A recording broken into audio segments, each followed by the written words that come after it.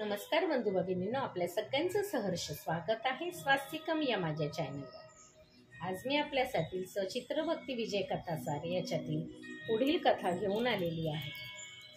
अध्याय 53 मानकोजी बोधला याची कथा। बालेघाटात धामणगावचा मानकोजी बोधले पाटील हा शूद्र जातीत जन्मलेला भगवत भक्त असून त्याचे आडनाव जगताप होते। त्याची पत्नी ममताई ही मोठी पतिव्रता होती। यमाजी हा त्याचा ज्येष्ठ पुत्र व भागीरथी ही सून।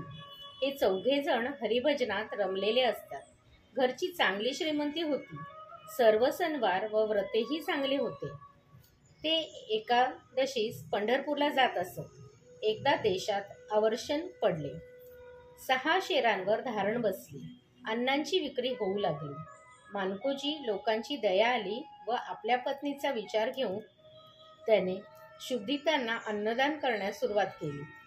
आपल्या घरी पंढरपुराचे त्याने अन्न धान्य वाटले।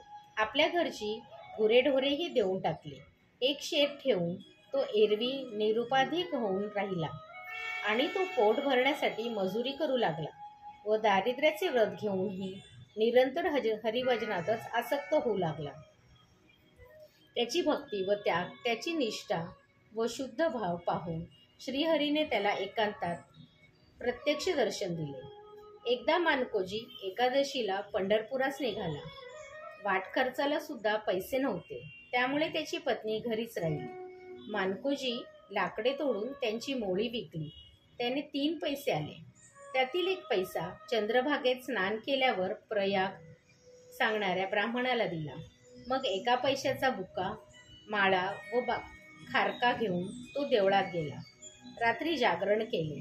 द्वादशीस अन्नदान करायचे त्याच्या मनात होते, पण 1 पैशात अर्धा शेर पीठ फक्त आले। तेच घेऊन तो चंद्रभागेच्या तीरी बसला। आपण गरिबाचे पीठ कोण घेणार? श्रीमंत लोक समाराधना घालतात, तिकडेच सारे धावणार, असा विचार करीत तो संचितपणे बसला होता। त्यावेळी त्याचे समाधान करावे म्हणून पांडुरंगाने एका म्हाताऱ्या ब्राह्मणाचे रूप घेतले। जीर्ण वस्त्र नेसलेला, हाती काठी घेतलेला, डोक्याला टोपी घातलेला, अंग कापत आहे असा दुर्बळ म्हातारा वाळवंटात आला व बोधलेला म्हणाला, तू आमचा पुरातन यजमान आहेस। आता मी म्हातारा झालो आहे। मला आता कोणी विचारत नाही, अन्न मिळत नाही। मोठ्या आशेने मी तुझ्याकडे आलो। जर तुझ्याजवळ काही अन्न असेल तर मला दे, फार भूक लागली आहे। मानकोजीने मोठ्या संकोचाने आपल्या जवळचे पीठ त्याला दिले व म्हटले, विप्रवर्य, मला फार लाज वाटते की कोरडे पीठ फक्त मी देऊ शकतो, आणखीन माझ्याजवळ काही नाही। ब्राह्मण म्हणाला, देवळात स्वयंपाक करायला रिकामी जागाही मिळत नाही। तू गोवऱ्या जमवून आणशील तर वाळवंटात अग्नी पेटवता येईल। मी देवळातच बिराड करून आहे, पण तेथे तर अग्नी पेटविण्यास जागाच नाही। मानकोजीला आनंद झाला। त्याने ब्राह्मणांना स्नान करून येईपर्यंत गोवऱ्या वेचून आणल्या व यात्रेकरूंकडून अग्नी मागून आणला। मग पांडुरंगाने ओले जीर्ण वस्त्र नेसलेला होता तसाच गोवऱ्या पेटवून पिठाच्या भाकऱ्या भाजू लागला। पांडुरंग भाकऱ्या भाजीत आहे हे कळताच रुक्मिणी म्हातारीचे रूप घेऊन तेथे आली। तिने म्हातारीचेच बायको शोभेल असे रूप धारण केले होते। ती म्हणाली, नाथ, यजमान दिसले म्हणून तुम्ही एकटेच जेवायला बसलात की काय? आणि मानकोजीला ती म्हणाली, ब्राह्मण भोजन घालता, सवाशीण पण जेवायला आली तर चालेल ना? मी भाकऱ्या पानगे काय ते करते, जरा थांबा, आता स्नान करून येते। मानकोजीच्या उत्तराची वाट न बघता ती स्नान करून आली व मळलेले पीठ आपल्या हाती घेऊन पानगे भाजू लागली। रुक्मिणीचा हात लागताच पीठ अक्षय झाले। पानगे कितीही भाजले तरी पीठ संपणार नव्हते, पण मानकोजीला रहस्य कळू द्यायचे नव्हते म्हणून रुक्मिणीने 3 पाने वाढली व पानग्या त्यात वाढून पांडुरंगासह स्वतः जेवायला बसली। असे ठरवून मानकोजीला म्हणाली, तुम्ही पण आमच्या बरोबर जेवा। पण तो म्हणाला, प्रथम अतिथींना जेवायला घालून मगच मी त्यांचे उच्छिष्ट घेईन, तेच योग्य।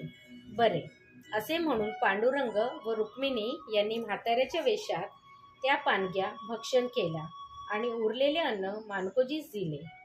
आता तो पानगी खायला सुरुवात करणार तोच तो म्हातारा व म्हातारी एकदम अदृश्य झाली. साक्षात पंढरीनाथाने आपल्या समाधानासाठी पानग्या खाल्ल्या व रुक्मिणीनेच त्या भाजून दिल्या हे त्यावेळी मानकोजीला लगेच कळले. त्याने ते अमृताहून सुरस असा प्रसाद प्रेमाश्रू नेत्री येऊन प्रेमाने सेवन केला आणि देवळात जाऊन देवाला म्हणाला, पांडुरंगा, माझ्या समाधानासाठीच तू कदान्न सेवन केलेस. पांडुरंग म्हणाला, सहस्त्र भोजन घालतात तेथेही मी जातो, पण मला कोणी जेवायला घालत नाही. उद्या पहा, मी तुला गंमत दाखवितो. दुसऱ्या दिवशी एका सावकाराने सहस्त्र भोजन ठरवले होते. त्याने वाळवंटात तंबू कनाती बांधून व प्रत्येक भोजनार्थी नाव लिहून घेऊन सोय केली होती. सहस्त्र ब्राह्मण मोजून जेवायला बसले. पांडुरंग तेथे अगदी वृद्ध ब्राह्मणाचे रूप घेऊन गेला व मंडपात शिरून मला जेवायला घाला, मी फार भुकेलेला आहे असे म्हणू लागला. त्यावेळी सावकार पुढे आला व म्हणाला, 1000 ब्राह्मणांना भोजन देण्याचा संकल्प होता, तेवढे ब्राह्मण आले आहेत. आता आणखीन कोणालाही जेवण देता येणार नाही.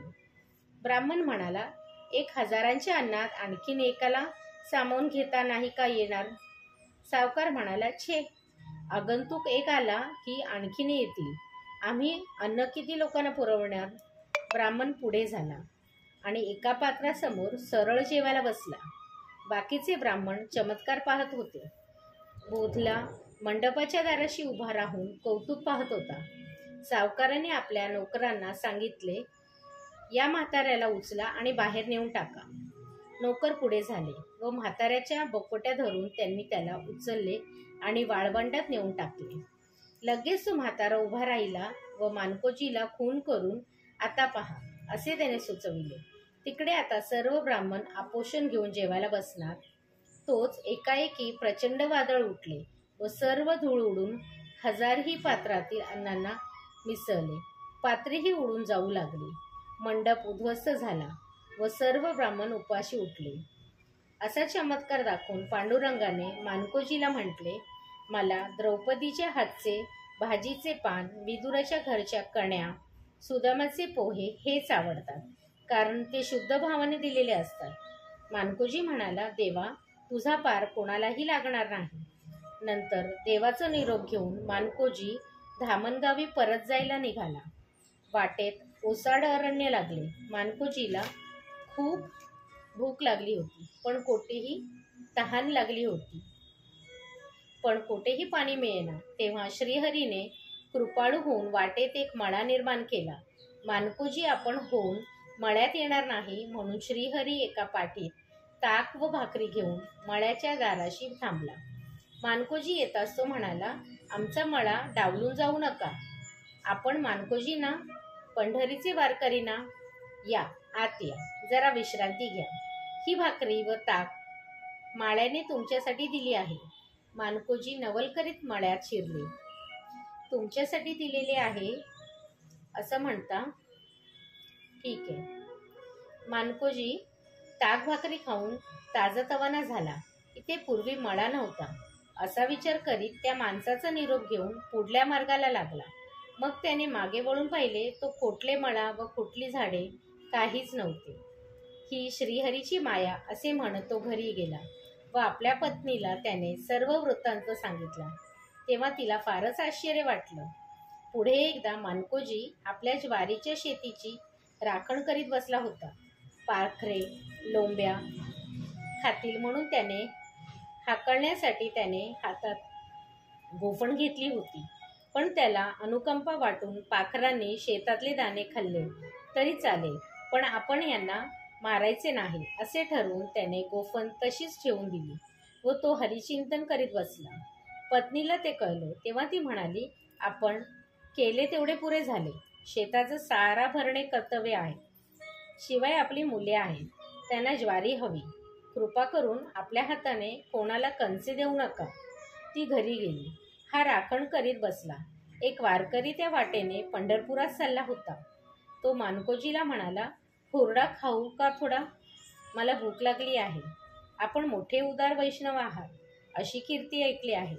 मानकोजी म्हणाला, माझ्या पत्नीने मला शपथ घातली आहे की स्वहस्ते कोणाला ताटे देऊ नका. मी देत नाही, पण तुम्ही तुमच्या हाताने हुरडा काढलात तर मी अडवणार नाही. तेव्हा त्या वारकऱ्याने आनंदाने शेतात शिरून 4 कणसे तोडले व तो बाहेर पडणार एवढ्यात आणखीन काही वारकरी तेथे आले. त्यांनीही काही कणसे काढली. इतरांना कळले की मानकोजी शेतातली कणसे काढली तरी काही बोलत नाही. मग काय, साऱ्या शेतातली कणसे त्यांनी काढून नेली. घरी हे कळले तेव्हा मोठा मुलगा यामाजी बापाला विचारायला आला, पण मानकोजीने त्याला उपदेश करून त्याचे समाधान केले व वैष्णव वारकऱ्यांनी कणसे नेली हे सत्पत्री दान झाले आहे असे पटवून देऊन त्याने पत्नीचीही समजूत घातली. पण गावातील काही जणांनी वसुली अधिकाऱ्यांना चुगल्यांना फेतून मानकोजीच्या शेतात सारा म्हणून 7 होन व 1 पोते ज्वारी आधी वसूल करा व मगच आम्ही सारा भर देऊ असे सांगितले. वसुली अधिकाऱ्याने तसा हुकूम काढला व मानकोजीकडे दुसऱ्या दिवशी 7 होन भरण्याचा आदेश कळविला. मानकोजी घरात पुरून ठेवलेले 3 होन व नागाऊ नावाच्या सावकाराबाईकडील 4 होन कर्जाऊ घेऊन 7 होन भरण्याचे ठरविले. पण शेत लुटून टाकलेला मानकोजी पैसे परत करणार नाही असे वाटून तिने होन कर्जाऊ दिले नाहीत. मग मानकोजीची पंचायतच झाली. घरावर व गुरांवर जप्ती येण्याचा संभव होता. रात्रीच दुसऱ्या गावाला म्हणजे राळेरी गावी जाऊन ओळखीच्या सावकारांकडून कर्ज आणावे म्हणून मानकोजी गाव सोडून गेला. तो लोकांत अफवा उठली की मानकोजी सारा भरता येत नाही म्हणून पळाला. एवढी वेळ आली तेव्हा पांडुरंगाने त्याच गावातील विठोबा महाराचे रूप घेतले व वसुली अधिकाऱ्याला 7 होन नेऊन दिले. 1 पोते ज्वारी दिली व मानकोजी बोधल्याचा शेतसारा भरल्याची पावती घेतली. सकाळी मानकोजी त्या गावीही सावकाराला भेटला नाही म्हणून परत आला. त्याला कळले की गावातील विठोबा महाराने 7 होन व धान्याचा भरणा केला. तेव्हा त्याने विठोबाच्या घरी जाऊन त्याला विचारले. त्याला विचारायला काहीच कल्पना नव्हती. तो म्हणाला, अहो, मला खायला अन्न नाही, माझ्या घरात दाणाही नाही, तर मी तुमचा शेतसारा कुठून भरू? मानकोजी उमजला, हे काम पांडुरंगाचेच आहे. त्याने त्याचा धावा केला. तेव्हा पांडुरंग प्रकट झाला. देवा, तू 7 होन कोठून दिलेस? मानकोजी विचारले. तुझ्याकडील 3 होन घेतले आणि नागाऊ सावकाराने तुला न दिलेले 4 होन मी चोरले. पांडुरंग हसत म्हणाला. तेव्हा मानकोजी म्हणाला, ते 4 होन व्याजासह परत केले पाहिजे. पांडुरंग म्हणाला, तू जर असं करायला जाशील तर नागाऊ जेथे पैसे ठेवते ती गुप्त जागाच मी उडवून नष्ट करेन. तेव्हा मानकोजी म्हणाला, देवा, तू काय करशील ते खरे. गावातील लोक म्हणू लागले, या बोधल्याला विठ्ठल प्रसन्न आहे आणि त्याच्या शेतातील थोट्या ताटांना पुन्हा कणसे आली व भरघोस पीक आले. तेव्हा तर गावातील दृष्ट लोकांनी सुद्धा मन पलटले आणि सर्वत्र मानकोजी बोधल्याला लोक मान देऊ लागले. विठ्ठल विठ्ठल, जय हरी विठ्ठल. श्री विठ्ठल रखमाई पर्णमस्तु. शुभम भवतु, शुभम भवतु, शुभम भवतु. विठ्ठल विठ्ठल, विठ्ठल विठ्ठल, जय हरी.